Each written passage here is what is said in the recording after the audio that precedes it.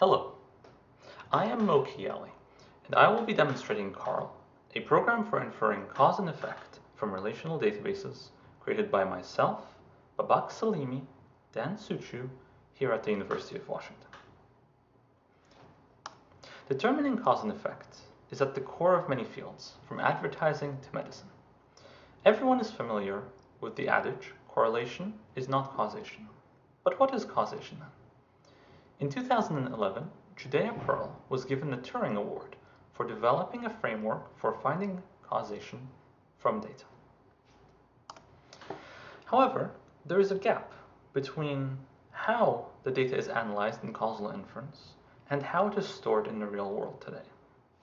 Causal inference techniques assume a flat unit table, meaning no relations, as well as all units being of the same type, assumptions that do not reflect how data are stored in relational DBMSs.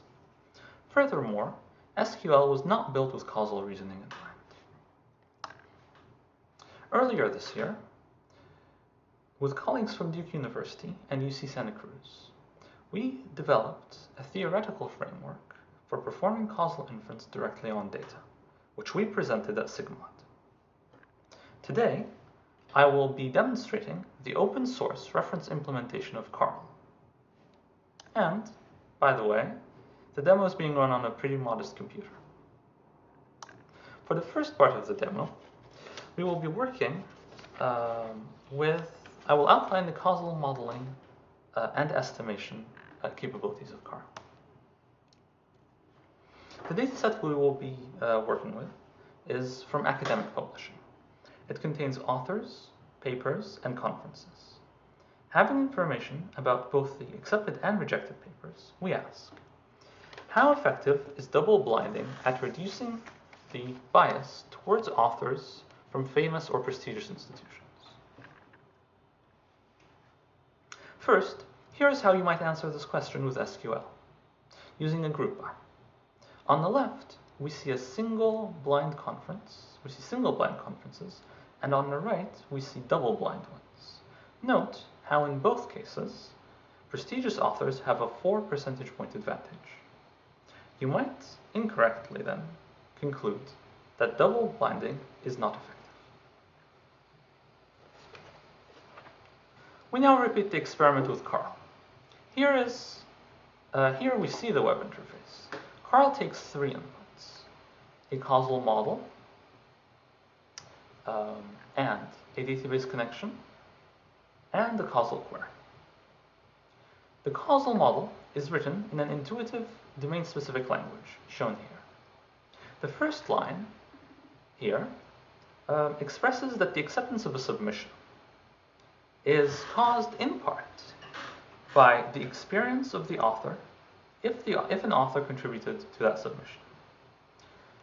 Also note that the model can include unobserved variables. CaRL will try to figure its way around them. Now, we insert the query asking what the prestige of an author what effect it has on the acceptance, and we hit run. We hit run also on the double blind.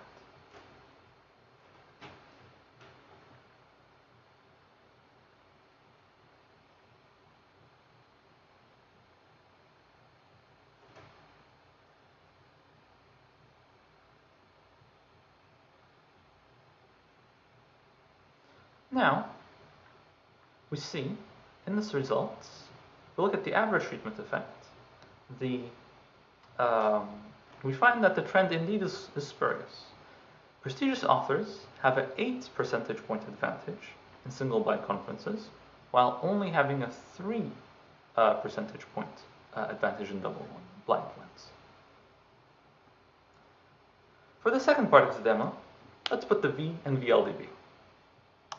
On a 15 gigabyte medical insurance dataset with 8 million patients, we ask the question, does the size of a hospital affect the cost of care at the hospital?